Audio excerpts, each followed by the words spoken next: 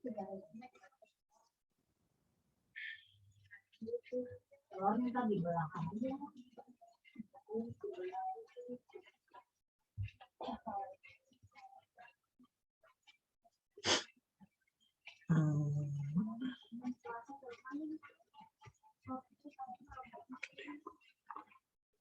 assalamualaikum warahmatullahi wabarakatuh. Alhamdulillahirrabbilalamin.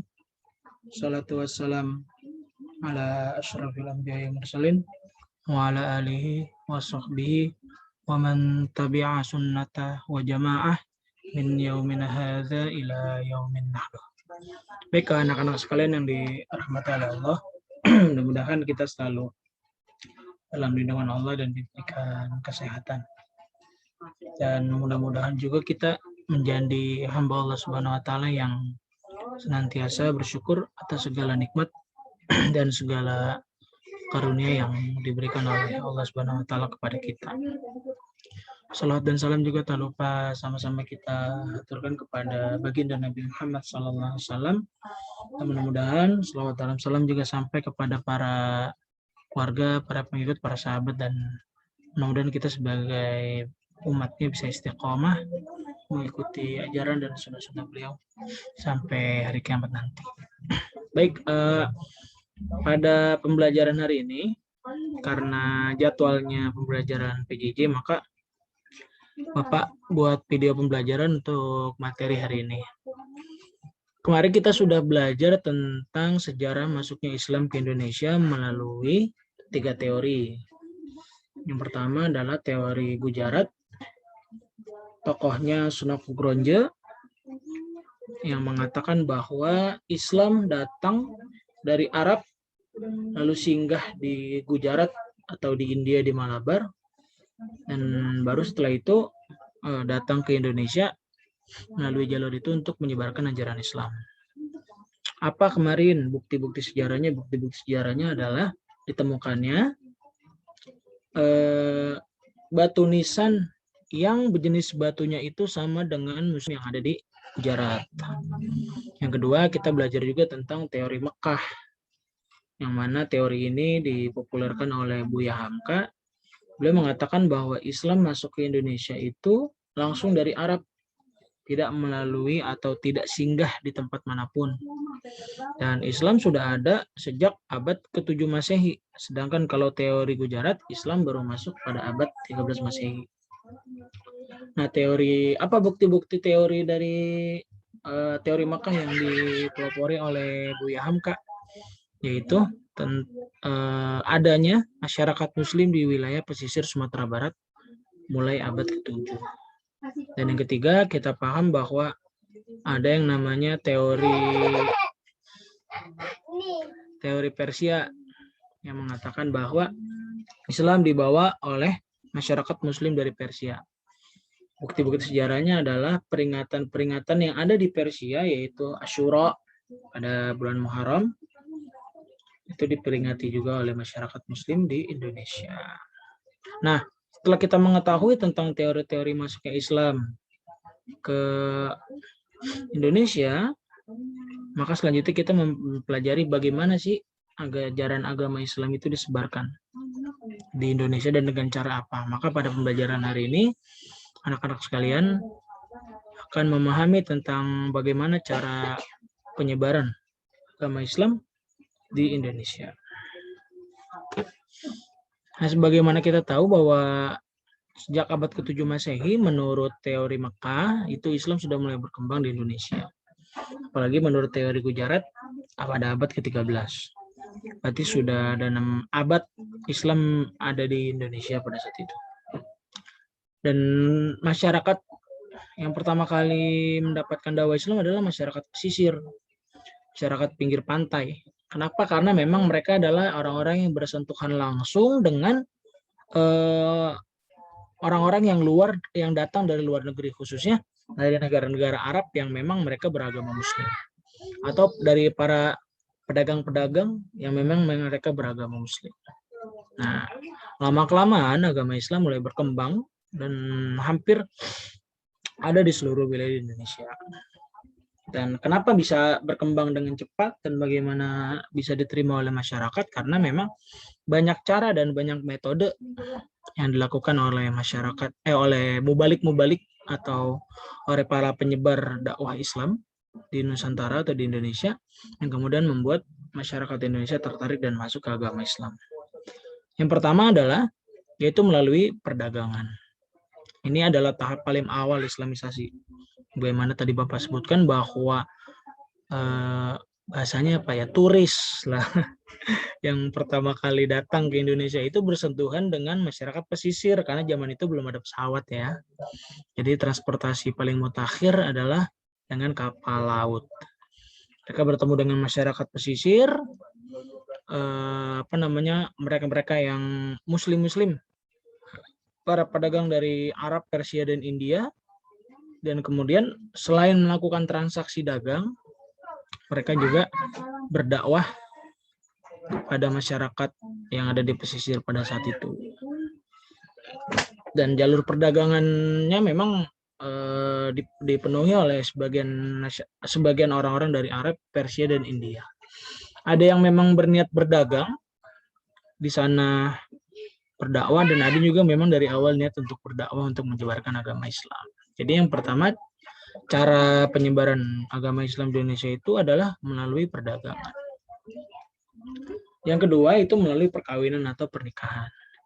Nah, ketika para mubalik dakwah sudah datang ke Indonesia, ke masyarakat pesisir, berdagang, akhirnya mereka berbaur dengan masyarakat pribumi. Mereka tinggal dengan masyarakat pribumi, tinggal di tempat tersebut. Maka cara yang kedua atau metode yang kedua untuk bisa menyebarkan agama Islam secara luas yaitu menikahi warga setempat gitu. Jadi para penduduk di situ dinikahi oleh para pedagang atau para mubalik yang menyebarkan agama Islam. Dan terlebih lagi ketika masyarakat pesisir sudah berhasil diislamisasikan, akhirnya para mubalik dakwah datang ke kerajaan-kerajaan. Dan ada beberapa mubalik-mubalik yang akhirnya menikah dengan putri-putri raja gitu. Nah, karena dalam Islam menikah itu harus satu agama, maka mau tidak mau ya yang dinikahi ini ya masuk juga ke agama Islam. Jadi orang-orang yang dinikahi oleh pelancong muslim, turis muslim yang datang pada saat itu tidak hanya sekedar dinikahi, tapi mereka juga masuk ke agama Islam. Nah, yang paling masif nanti ketika para mubalik dakwah itu menikah dengan putri-putri raja yang ada di kepulauan di Indonesia, khususnya waktu itu di Kepulauan Jawa. Akhirnya pada saat itu penyebaran dakwah di Indonesia semakin luas. Yang ketiga melalui jalur pendidikan. Jadi para ulama, kiai, dan guru agama itu berperan sangat penting dalam penyebaran agama dan kebudayaan Islam. Kita dengar ada tokoh besar yang namanya Syekh Subakir, Ibrahim As-Samarkandi. Nah, mereka ini kemudian ditokohkan gitu ya, jadi ulamanya atau jadi guru besarnya, kemudian mengajarkan ajaran Islam di masyarakat dan juga di kerajaan.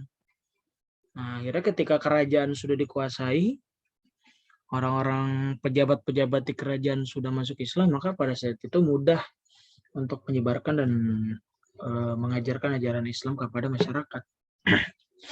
Selain itu juga mereka membangun pesantren atau membangun lembaga-lembaga pendidikan. Yang di lembaga itu diajarkan murid-muridnya tentang ajaran Islam. Meskipun kalau sejarah mencatat bahwa pesantren itu awal mula didirikan bukan hanya untuk mempelajari agama Islam, tapi juga mempelajari tentang ilmu pengetahuan yang lalu. Ilmu pengetahuan yang umum. Belajar tentang sains, ilmu sosial, politik, ekonomi, dan lain sebagainya. Nah, kalau di dalam sejarahnya Sultan Agung, raja di Kerajaan Mataram Islam, itu waktu Belanda atau VOC pertama kali datang ke Indonesia, mereka kan bawa senjata. Nah, itu senjata-senjatanya disita sama orang kerajaan, sama Sultan Agung. Nah, kemudian sama Sultan Agung senjata itu dibawa ke pesantren. Lalu disuruh para santri atau santri pada saat itu untuk menduplikasi senjata-senjatanya. Karena pada saat itu Sultan Agung takut bahwa dengan senjata itu Muslim, masyarakat Muslim di Indonesia itu mudah ditaklukkan oleh VOC. Gitu, jadi dulu di pesantren tidak hanya belajar tentang ilmu agama. Nah, ketika para santrinya sudah lulus nih dari pesantren, sudah punya ilmu agama yang cukup, bekal ilmu agama yang cukup, akhirnya mereka disebar ke wilayah-wilayah untuk mendakwakan ajaran agama Islam. Nah, yang keempat, Islam waktu itu cara penyebarannya adalah melalui kesenian.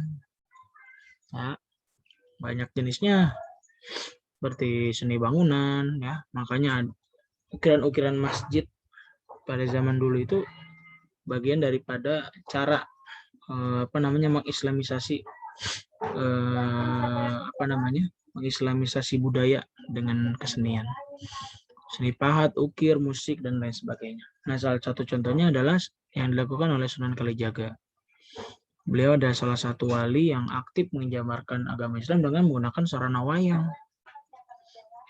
Meskipun memang wayang itu menceritakan tokoh-tokoh agama Hindu, tapi oleh para wali dimasukkan nilai-nilai ajaran Islam.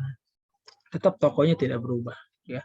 Tapi nilai atau pesan moral yang disampaikan dalam cerita wayangnya itu dimasukkan nilai-nilai keislaman.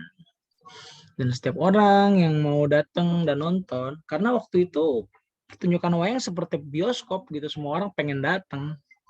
Nah, tapi kalau khusus pertunjukan wayang yang dilakukan oleh Sunan Kalijaga itu, kalau mau masuk, bayar tiketnya itu pakai kalimat syahadat. Hanya begitu masuk, loh, saya udah Islam ternyata ya. Akhirnya dikuatkan dengan diajarkan nilai-nilai keislaman, pesan-pesan moral keislaman melalui cerita wayang. Nah, selanjutnya ada juga dakwah melalui seni musik, ya. Nah, ini Sunan Bonang yang membuat lirik Tombo Ati. Ada yang tahu nggak lagunya Tombo Ati? Nah, pasti populer lagunya ya. Nah, itu melalui seni musik. Dan juga ada membuat alat musik ya, gamelan, yang kemudian itu dijadikan alat untuk pertunjukan ya, dalam lagu-lagunya dimasukkan nilai-nilai keislaman yang kemudian itu jadi sarana dakwah, dan akhirnya masyarakat pada saat itu tertarik kepada ajaran Islam. Jadi tidak ketika datang ke Indonesia nggak langsung ayo sholat, tidak. Masyarakat yang pas itu masih belum masuk Islam, ya udah mereka diislamisasi secara bertahap dengan proses yang cukup panjang. Makanya para mubalik dakwah atau yang dulu dipelopori oleh Wali Songo itu mencari metode bagaimana cara mengajak masyarakat Indonesia yang pada saat itu beragama Hindu-Buddha itu tertarik dengan ajaran Islam. Tapi sekali lagi harus ditegaskan, dipahami bahwa tidak dipaksa, maksudnya tidak ada paksaan ketika berdakwah pada masyarakat pada saat itu. Tidak hanya ajaran agamanya Hindu-Buddha, tapi juga banyak juga yang ajaran-ajaran meyakini arwah-arwah leluhur atau yang disebut dengan ajaran Kapitayan.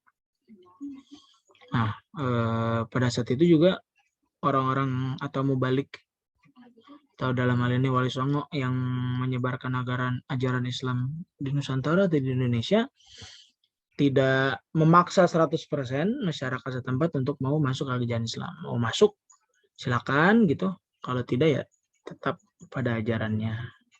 Dan juga tidak ada pemaksaan sekali lagi. Dan bahkan waktu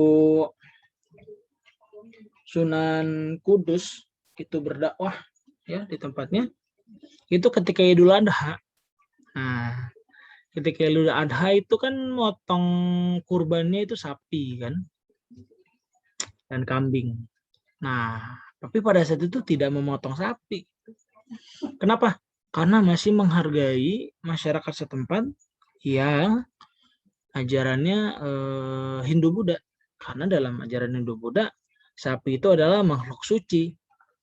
Nah, untuk demi menjaga perasaan masyarakat pada saat itu, baik yang masih pada agamanya atau sudah masuk ke ajaran Islam, maka Sunan Kudus berijtihad pada saat itu, ya udah kita motongnya daging kerbau saja. Padahal sebenarnya Rasulullah nggak pernah motong daging kerbau. Tapi itu hasil ijtihad dari Sunan Kudus waktu itu, ya, dari mubalik dakwah pada saat itu, dengan tujuan menjaga menjaga perasaan umat Hindu dan juga menjaga perasaan mu'alaf atau orang yang baru masuk Islam yang sebelumnya mereka beragama Hindu. Seperti itu. Jadi pelajaran pada hari ini tentang cara penyebaran Islam di Indonesia mudah-mudahan bisa dipahami dengan baik. Jangan lupa juga nanti anak-anak sekalian baca modul yang Bapak share di Google Classroom demi memperdalam pemahaman. Itu saja mungkin pembelajaran hari ini. Mohon maaf jika ada kata-kata yang salah. Mudah-mudahan pembelajaran hari ini bermanfaat. Ya. Terus semangat ya belajar meskipun dalam kondisi masih pandemi. Seminggu sekali hanya masuk ke sekolah. Mudah-mudahan nanti semester berikutnya sudah bisa full melaksanakan pembelajaran di sekolah. Itu saja dari Bapak. Mohon maaf kalau ada kata-kata yang salah. Assalamualaikum warahmatullahi wabarakatuh.